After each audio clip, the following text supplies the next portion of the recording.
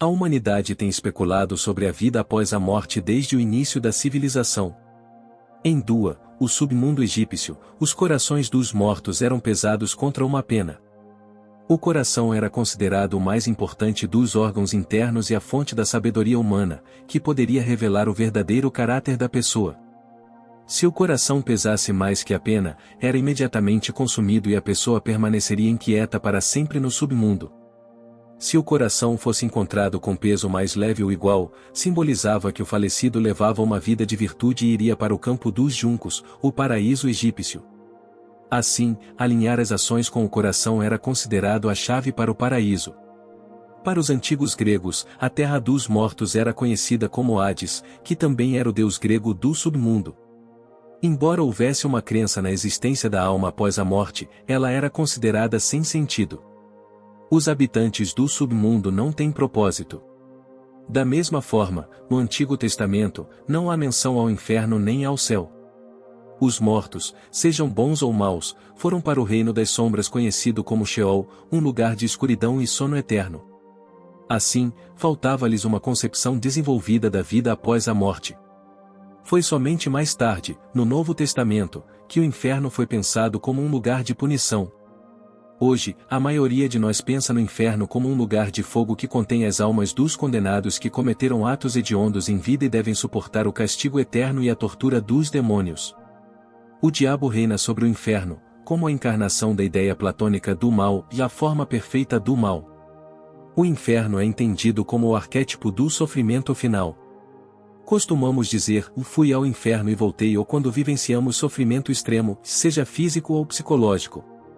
Assim, o inferno não é um lugar imaginário, mas sim um estado de consciência que todos nós vivenciamos em algum momento de nossas vidas, em diferentes intensidades. O inferno, porém, também é uma jornada inevitável na vida. Em antigos mistérios ou rituais de passagem, o herói deve descer a um lugar escuro para dar origem a uma nova consciência e ter acesso a uma nova etapa da vida. É a mais profunda morte psicológica e o renascimento do eu. Estaremos explorando a jornada ao inferno como caminho para o autoconhecimento. Nenhuma árvore, dizem, pode crescer até o céu, a menos que suas raízes cheguem ao inferno. Em sua peça No Exit, o filósofo existencialista francês Jean-Paul Sartre retrata um inferno psicológico, levando à sua famosa declaração: "O inferno são as outras pessoas". Em vez de ser misantrópico, é uma exploração psicológica de sua ideia de olhar. Sartre retrata duas mulheres e um homem trancados em um quarto misterioso. Eles são incapazes de escapar do olhar devorador um do outro. Uma das mulheres acusa o homem de roubar seu rosto, pois ela se sente automaticamente julgada pelo olhar dele. O olhar priva os personagens de sua individualidade, liberdade e responsabilidade, e os prende a um tipo particular de ser, como um objeto na visão alheia. A experiência de estar sempre sob o olhar dos outros faz com que eles se percam e se tornem uma coleção de espelhos, refletindo o que todos esperam deles. No final, o homem finalmente percebe o que é o inferno: todos aqueles olhos fixos em mim, devorando-me. O que? Apenas 2 de vocês? Achei que havia mais, ou muito mais. Então, isso é um inferno. Eu nunca teria acreditado. Você se lembra de tudo o que nos disseram sobre as câmaras de tortura, o fogo e o enxofre, a almarga ardente? Contos de velhas esposas. Não há necessidade de atiçadores em brasa. O inferno são os outros.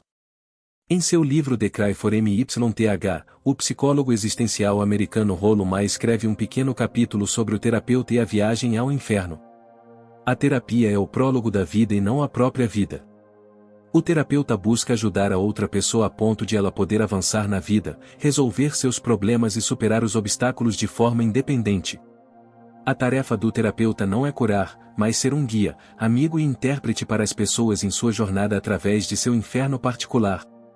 Cada um de nós tem ou terá infernos particulares que precisam ser enfrentados, e muitas vezes nos vemos impotentes para progredir sem ajuda contra esses obstáculos, e é por isso que a presença de um guia é central e tem um efeito poderoso sobre o paciente. Estamos todos no limbo, estamos todos lutando sozinhos na condição humana. A questão não é ter problemas, mas não ter consciência deles e não enfrentá-los. Os seres humanos só podem alcançar o céu através do inferno. A viagem pelo inferno não pode ser omitida. O inferno fornece uma sabedoria vital, sem sofrimento não se pode chegar ao céu. A agonia, o horror, a tristeza são um prelúdio necessário para a autorrealização e uma pureza de coração. Sem luz, mas sim a escuridão visível serviu apenas para descobrir cenas de angústia, regiões de tristeza, sombras tristes, onde a paz e o descanso nunca podem habitar, a esperança nunca chega que vem para todos, mas a tortura sem fim ainda urde, e um dilúvio de fogo, alimentado com sempre queima de enxofre não consumido. É assim que o inferno é retratado pelo poeta inglês John Milton, que escreveu Paraíso Perdido inteiramente por ditado, depois de ter ficado cego. É ainda mais desesperança do que dor que esmaga a alma. Ele descreve uma rebelião no céu antes da criação de Adão e Eva, e a expulsão de Lúcifer e dos anjos caídos para o inferno. Milton pinta Lúcifer como um personagem ambivalente, que declara: a mente é o seu próprio lugar e por si só pode fazer do inferno um paraíso e do céu um inferno. O poema épico de Dante, a Divina Comédia, foi concluído em 1320, um ano antes de sua morte. O personagem principal é o próprio Dante, que viaja pelo inferno, purgatório e céu. Esses três estágios são aspectos simultâneos e coexistentes de toda a experiência humana. A obra é descrita como uma comédia porque começa mal e termina bem, ao contrário de uma tragédia. O livro abre com uma das falas mais icônicas da literatura: e no meio da jornada da nossa vida, acordei e me encontrei sozinho e perdido em uma floresta escura, tendo me desviado do caminho reto. O poeta Dante diz que é a jornada da nossa vida. Ou seja, não se trata apenas da sua jornada, mas sim da história de cada um no caminho do autoconhecimento e do despertar espiritual, que começa pela descida ao inferno. Dante escreveu isso quando tinha 35 anos, o que era considerado meia-idade. Este livro é a expressão máxima de uma crise de meia-idade, uma fase crítica de transformação existencial que os antigos gregos chamavam de metanoia, transformação mental. Dante faz você pensar seriamente sobre sua própria vida e tirar o melhor proveito dela quando sua vida é dramaticamente desviada do curso. Foi isso que Dante enfrentou quando foi acusado de corrupção e queimado vivo na fogueira.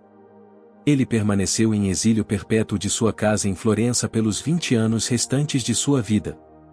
Ele mergulhou nas profundezas de seu mundo interior.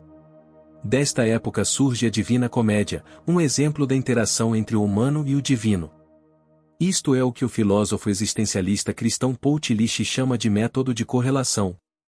As questões humanas de ansiedade, falta de sentido, estranhamento, etc., estão correlacionadas com respostas religiosas. Existe uma dependência mútua entre teologia e existencialismo, filosofia e psicologia, que é o que nos permite chegar às profundezas da realidade.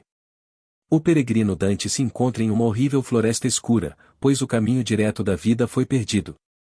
Ele diz: e não sei como cheguei aqui. Muitas vezes, nos encontramos nesta situação. Há momentos em que não reconhecemos como chegamos onde estamos.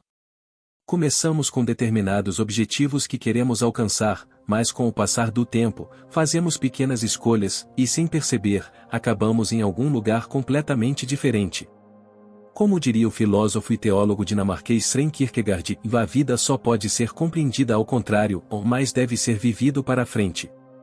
Foi isso que Dante experimentou. Ele não é quem pretendia ser e não sabe por que isso acontece. Como ele não entende a si mesmo nem o propósito de sua vida, ele precisa de um terreno elevado, de alguma forma de se orientar.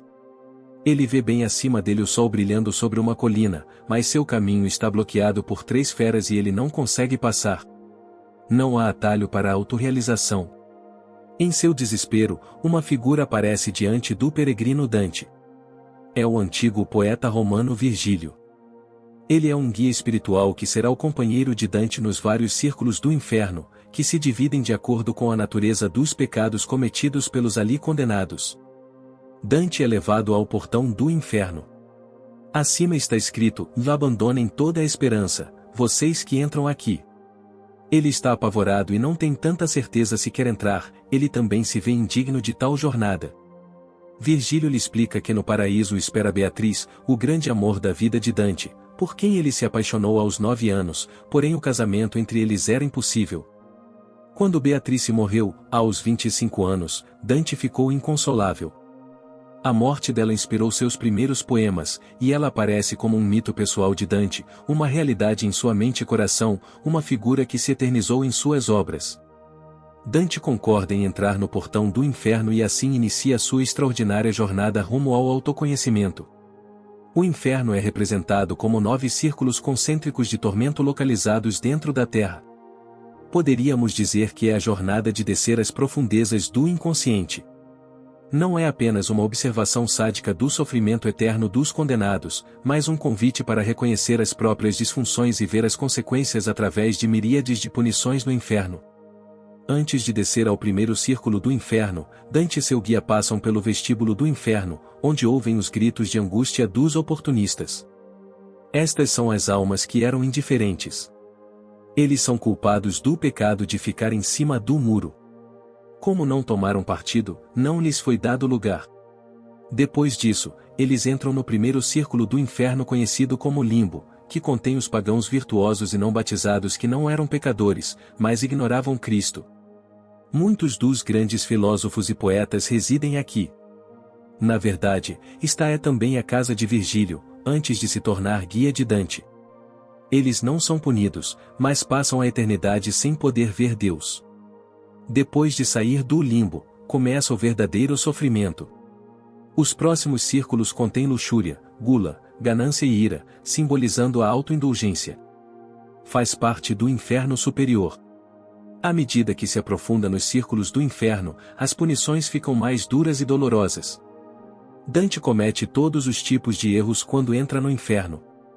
Eventualmente, ele aprende que o pecado não é digno de pena, no entanto, esta lição o leva a aprender muitos círculos do inferno. Quando Dante desmaia ao presenciar o sofrimento, é rapidamente acordado por Virgílio, pois se trata de uma jornada de visão. Os próximos círculos contêm o inferno inferior. O círculo 6 é o lar dos hereges. Aqui encontramos os epicuristas que estão presos em tumbas em chamas. Os epicuristas acreditavam que a alma morria com o corpo e afirmavam que o prazer era o principal bem da vida. O objetivo é atingir um estado de tranquilidade, sem excessos, e minimizar o sofrimento, o que torna sua punição bastante irônica. Todos os próximos círculos têm círculos mais concêntricos dentro de si. O 7º círculo abriga os violentos, incluindo a violência contra os outros, assassinato, a violência contra si mesmo, suicídio, e a violência contra a natureza e contra Deus. Dante retrata o pior dos pecados nos círculos 8 e 9, representando fraude e traição, respectivamente. Quando finalmente chegam ao centro do inferno, encontram Lúcifer, o anjo caído, que é condenado por cometer o pecado final, traição pessoal contra Deus. Ele está preso em um lago congelado, e o vento gelado que vem do bater de suas asas garante sua própria prisão. Ao seu redor, os traidores ficam presos em várias profundidades, de acordo com a gravidade do seu pecado. O diabo tem 3 cabeças, o que é uma perversão da Trindade. Ele é a antítese de Deus. Cada cabeça mastiga eternamente um traidor proeminente, à esquerda e à direita aparecem Marco e Caio, que estiveram envolvidos no assassinato de Júlio César, e no centro está Judas, o apóstolo que traiu Cristo. Virgílio e Dante descem do corpo de Lúcifer. No entanto, Virgílio de repente se vira e começa a subir pelas pernas de Lúcifer. Isso assusta Dante, que acredita que eles vão voltar para o inferno. Virgílio garante que não, as coisas parecem estar de cabeça para baixo porque passaram pelo lado oposto do mundo. Assim começa a segunda parte do livro, do Purgatório, única massa de terra nas águas do hemisfério sul, formada pelo impacto da queda de Lúcifer do céu. Antes de começarmos com o Purgatório, há 2 distinções importantes a serem feitas. Os humanos têm intelecto, a faculdade de conhecer, e vontade, a faculdade de escolher. O problema surge quando falta conhecimento e, portanto, não se consegue fazer as escolhas certas. No entanto, mesmo que se saiba a coisa certa, nem sempre se fazem as escolhas certas. Dante, o peregrino, ecoa isso quando escreve: querer está presente em mim, mas não encontro como realizar o bem. Pelo bem que gostaria, não o faço, ou mais o mal que não quero, esse faço. O primeiro passo para Dante é ampliar sua faculdade de conhecimento. Mas, Por que exatamente as pessoas pecam? Uma pessoa pode escolher fazer algo ruim porque acha que é bom para ela. Muitas vezes acontece que o que parece ser bom, na verdade é ruim. Deve haver uma distinção entre aparência e realidade. Se alguém perguntar a um assassino, quando você estava cometendo seu crime, você sabia que era ruim? É provável que ele responda afirmativamente. Em outras palavras, o problema não é a faculdade de conhecer, mas a faculdade de escolher. Dante foi influenciado pela ética aristotélica, na qual a falta de autodomínio é menos condenável do que a dor e a malícia intencionais. É por isso que aqueles que abusam da faculdade da razão através da violência, da fraude e da traição estão nos níveis mais profundos do inferno, enquanto a punição dos autoindulgentes é menos severa. O inferno é um lembrete eterno do que fizemos. Deus não nos manda para o inferno, nós nos mandamos para o inferno. As portas do inferno estão trancadas por dentro. Quando recusamos o amor divino, ele acende fogos de sofrimento dentro de nós, isso é o inferno. No inferno, Dante desenvolve sua faculdade de saber, porém quando chega ao purgatório não é suficiente. Ele deve aprender como usar o intelecto como base para fazer boas escolhas. É uma disciplina da vontade. O purgatório é o lugar da catarse e da limpeza da alma, onde as imperfeições são queimadas. Ao contrário do inferno e do céu, é temporário. Cada alma no purgatório irá finalmente para o céu. É retratado como uma montanha de 7 andares associada aos 7 pecados capitais: luxúria, gula, ganância, preguiça, ira, inveja e orgulho. No primeiro e mais sério dos 7 níveis está o orgulho. Este é o pecado humano fundamental. Coma isto, disse a serpente a Eva, e você será como Deus. É o desejo de ser Deus que levou ao primeiro pecado no jardim do Éden. Enquanto aqueles no inferno são pessoas que tentaram justificar os seus pecados e não se arrependem, as pessoas no purgatório pecaram, mas oraram por perdão antes de morrerem e devem trabalhar para se libertarem dos seus pecados. O trabalho no purgatório é o que Dante chama de contrapasso, onde alguém é forçado a sofrer o pecado, trabalhá-lo e construir uma virtude. O psicólogo suíço Carl Jung chama isso de enantiodromia, o surgimento do oposto inconsciente na psique de uma pessoa. Os orgulhosos que se elevaram são pressionados por grandes pedras. Eles carregam sua falsa personalidade opressiva até que possam abandoná-la voluntariamente, quando são capazes de fazê-lo, permanecem altos, humildes e livres do que erroneamente pensavam ser seu verdadeiro eu. Dante se junta aos orgulhosos para carregar pedras, porque percebe que isso também é uma falha grave dele. Depois de ver todos os pecados no inferno, a pessoa tem um trabalho de purificação a fazer no purgatório. Os invejosos que olham com ódio para as outras pessoas e querem privá-las da felicidade por ressentimento têm as pálpebras costuradas. Os coléricos andam em meio a uma fumaça negra ofuscante, que simboliza o efeito ofuscante da raiva. Os preguiçosos têm que correr, os gananciosos deitam-se de bruços no chão e rezam, os glutões passam fome na presença de árvores cujos frutos estão para sempre fora de alcance, e os lascivos têm que atravessar uma parede de fogo como meio de se alimentar. Purificação. O purgatório é como o nosso mundo real, é um lugar de transição. O céu está acima de nós e o inferno está abaixo de nós. Todos nós temos trabalho interno a fazer. Em vez disso, devemos nos esforçar para levar uma vida tão virtuosa quanto pudermos. O objetivo não é a perfeição, mas a totalidade. Quando Dante chega ao topo do Monte Purgatório, ele está pronto para voar para o céu e é acompanhado por Beatrice, que é sua nova guia espiritual. Ela o conduz em um voo pelos vários níveis do céu. Quando nos afastamos do nosso ego egocêntrico, é como se um peso tivesse saído de nossos ombros, como se pudéssemos voar. Guarda geral. Chesterton escreveu: os anjos podem voar porque podem se comportar com leveza. Dante chega ao Empírio, o ponto mais alto do céu. Ele ganha o raro privilégio de estar na presença de Deus enquanto ainda vive. Ele explica que não consegue descrever o que viu porque a linguagem é inadequada para fazê-lo. É importante saber onde o intelecto não pode nos levar, bem como quais são as nossas limitações humanas. Deus conhece apenas a si mesmo porque Deus é o universo inteiro, e tudo no universo é seu reflexo. Dante entende que deve ser capaz de se ver em Deus. Assim que ele percebe isso, sua visão fica inundada por uma luz tão brilhante que ele não consegue ver nada. Como escreveu Dante, este é o resultado de uma visão perfeita. Durante o breve período em que ele está na presença de Deus, ele está em harmonia com o universo. Ele alcançou a união com Deus. Entrar no céu é tornar-se mais humano do que você jamais conseguiu ser na terra, e entrar no inferno é ser banido da humanidade.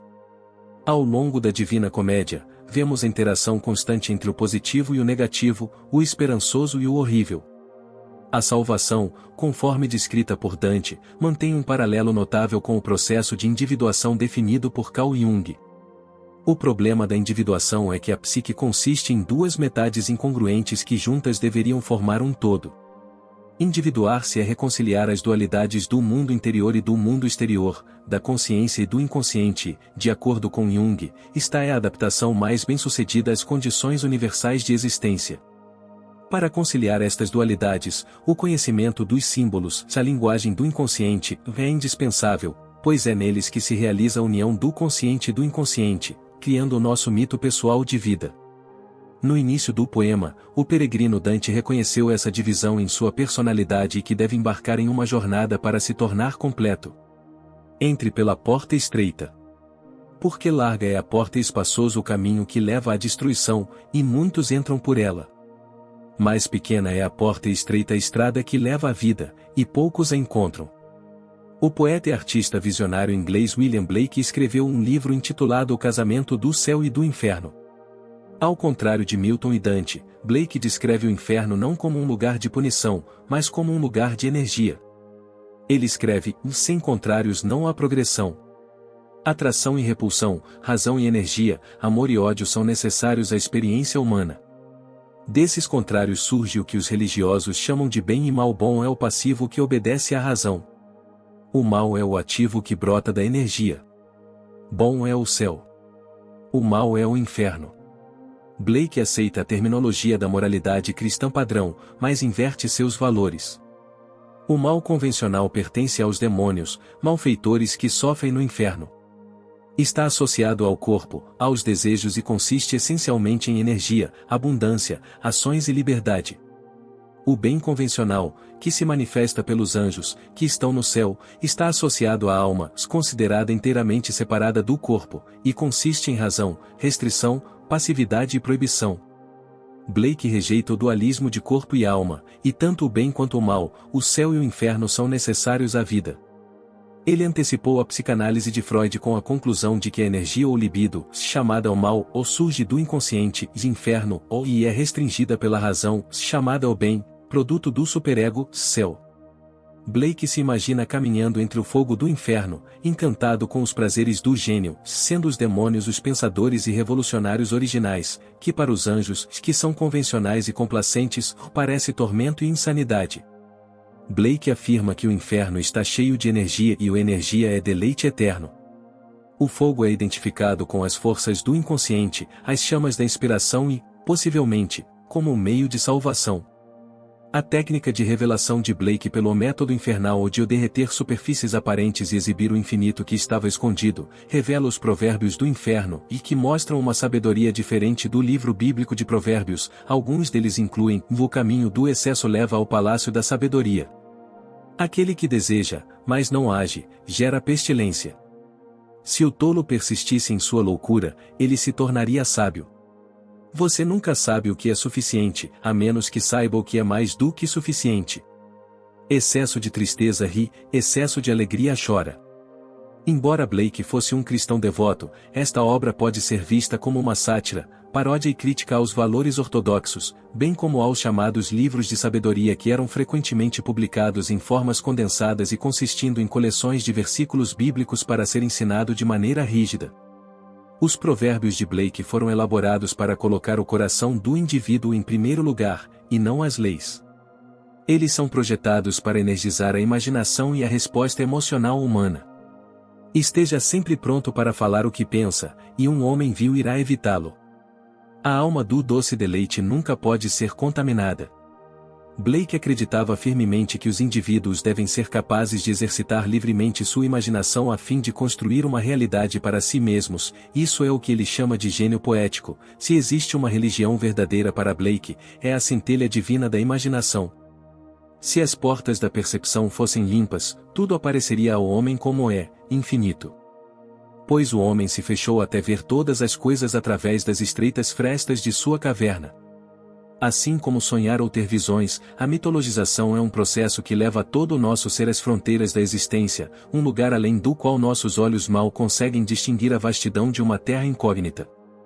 No entanto, aqueles que decidem aventurar-se tão longe recebem um presente para levar consigo para as terras habitadas que conhecemos.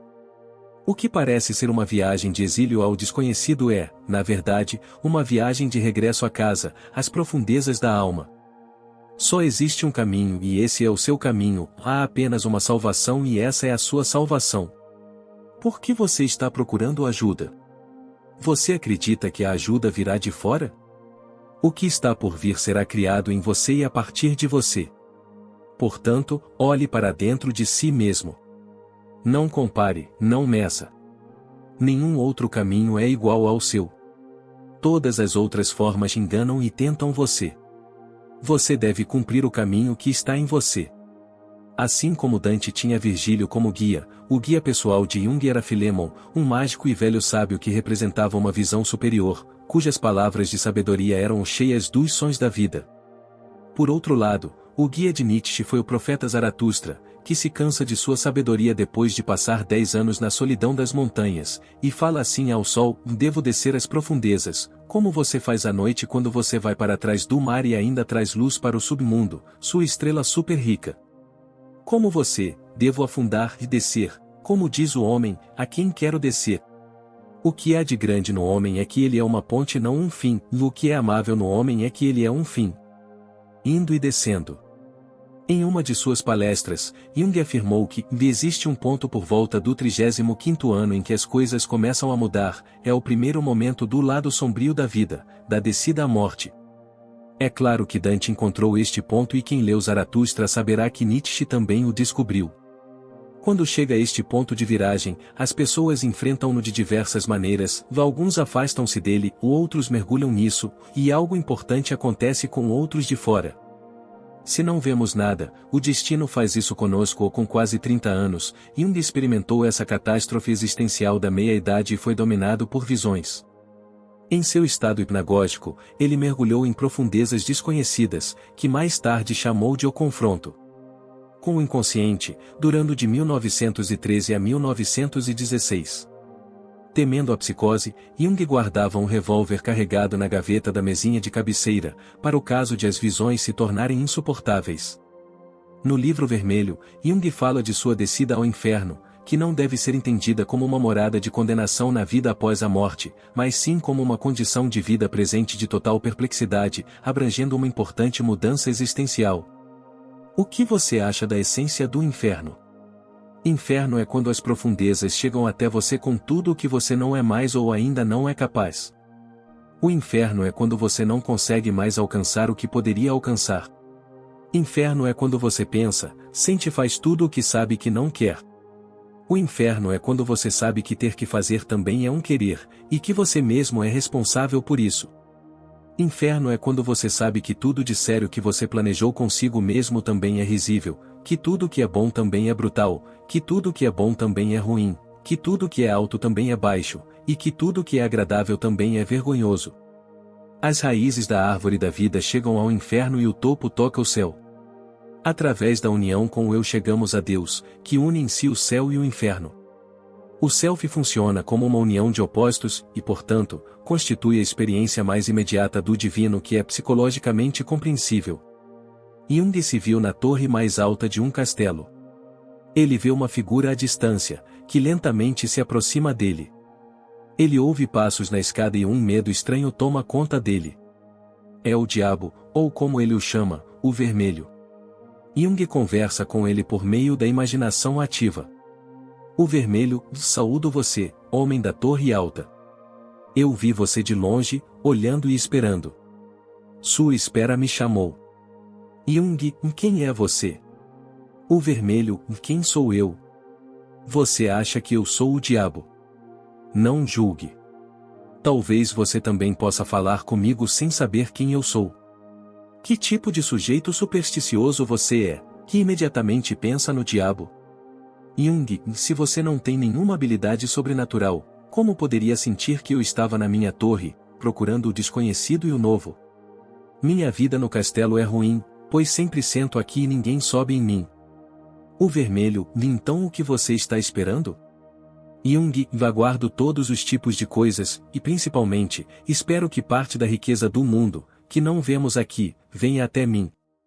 O vermelho, vim ao lugar certo. Eu vaguei por muito tempo pelo mundo, procurando por pessoas como você, que se sentam em uma torre alta à procura de coisas invisíveis. Jung, você me deixa curioso. Você parece ser uma raça rara. Sua aparência não é comum, e também, e perdoe-me, parece-me que você traz consigo um ar estranho, algo mundano, algo atrevido, ou exuberante, ou, na verdade, algo pagão. Enquanto Jung continua sua conversa, o vermelho se diverte com seu discurso pesado e seriedade. Ele diz a Jung que a vida não exige nenhuma seriedade. Pelo contrário, é melhor dançar pela vida. Jung diz-lhe que sabe dançar, e o diabo fica surpreso, pois considera a dança uma atividade sua. Assim, eles chegam a um terreno comum. A peculiaridade do diabo é que ele não leva a sério qualquer coisa que diga respeito apenas aos outros. O diabo está convencido de que dançar não é luxúria nem loucura, mas uma expressão de alegria. Nisso, Jung concordou com o diabo, ecoando o que Nietzsche escreveu: vocês, homens superiores, a pior coisa sobre vocês, e nenhum de vocês aprendeu a dançar como um homem deveria dançar e a dançar além de si mesmos. Jung termina sua conversa com o vermelho da seguinte maneira: Jung, talvez também haja uma alegria diante de Deus que se pode chamar de dança. Mas não encontrei essa alegria. Procuro coisas que ainda estão por vir. As coisas vieram, mas a alegria não estava entre elas. O vermelho, você não me reconhece, irmão, eu sou a alegria. Jung, você poderia ser alegria? Eu vejo você através de uma nuvem. Sua imagem desaparece. Deixe-me pegar sua mão, amado. Quem é você? Quem é você? Alegria? Ele era alegria? Jung confrontou seriamente seu demônio e comportou-se com ele como se fosse uma pessoa real. Ele aprendeu a levar a sério cada andarilho desconhecido que habita pessoalmente seu mundo interior. Ele era sua alegria, a alegria da pessoa séria. Quem prova esta alegria esquece-se de si mesmo. E não há nada mais doce do que esquecer de si mesmo. Jung escreve: se você tiver a rara oportunidade de falar com o diabo, não se esqueça de confrontá-lo com toda a seriedade. Afinal, ele é o seu demônio. O diabo como adversário é o seu outro ponto de vista, ele tenta você e coloca uma pedra em seu caminho onde você menos deseja. Levar o diabo a sério não significa passar para o lado dele, caso contrário a pessoa se torna o diabo. Pelo contrário, significa chegar a um entendimento. Assim você aceita seu outro ponto de vista. Com isso o diabo perde fundamentalmente terreno, e você também. E isso pode ser muito bom. Quando Jung percebeu que o diabo é a alegria, ele quis fazer um pacto com ele. Mas ele não conseguiu fazer um pacto com a alegria, pois ela desaparece imediatamente. A essência do diabo é que ele não pode ser capturado. O diabo procura serrar o galho em que você está sentado. Isso é útil e protege contra o adormecimento e os vícios que o acompanham. O diabo é um elemento maligno. Mas a alegria? Se você correr atrás, verá que a alegria também contém o mal, pois então você chega ao prazer e do prazer vai direto para o inferno, o seu inferno particular, que acontece de forma diferente para cada um. Ao contrário de Fausto, que em sua depressão e insatisfação com a vida vendeu sua alma ao diabo, em troca de poder, conhecimento e ganho material, e Jung evita esse perigo chegando a um acordo mútuo. Ele alcançou alguma alegria, e o diabo aceitou um pouco da seriedade de Jung. É sempre arriscado aceitar a alegria, ela não pode ser perseguida, e isso deve acontecer. O que Jung inicialmente percebeu como um período profundamente crítico que o levou à beira da loucura acabou por representar a fonte do período mais criativo e significativo da sua vida, a matéria-prima e o material para mais de uma vida, como ele disse. Para Jung, purificar a visão enquanto se viaja pelo inferno envolve, antes de tudo, o reconhecimento e a integração de uma contraparte maligna através do que ele chama de sombra. No entanto, embora esteja dentro dos limites da possibilidade de reconhecermos o mal relativo da nossa natureza, é uma experiência rara e devastadora olhar para a face do mal absoluto. Quem luta com monstros deve cuidar para que ele próprio não se torne um. E quando você olha por muito tempo para um abismo, o abismo olha de volta para você. A descida ao inferno é uma jornada catártica que leva ao autoconhecimento, à autotransformação e, em última análise, à autotranscendência. É fácil entrar, mas muito difícil sair. Ele resume um processo de autotransformação semelhante ao que os alquimistas pretendiam com a fase Nigredo de mortificação e putrefação espiritual, uma descida perigosa, mas curativa, ao submundo interior de alguém. Somente na região do perigo se pode encontrar o tesouro difícil de alcançar. Tudo na mente humana pertence ao jogo natural dos opostos, que regula a vida. A verdadeira autotransformação nunca estará completa sem a reconciliação do céu e do inferno por parte do homem. Aquele que viaja para o inferno também se torna inferno, portanto, não se esqueça de onde você vem.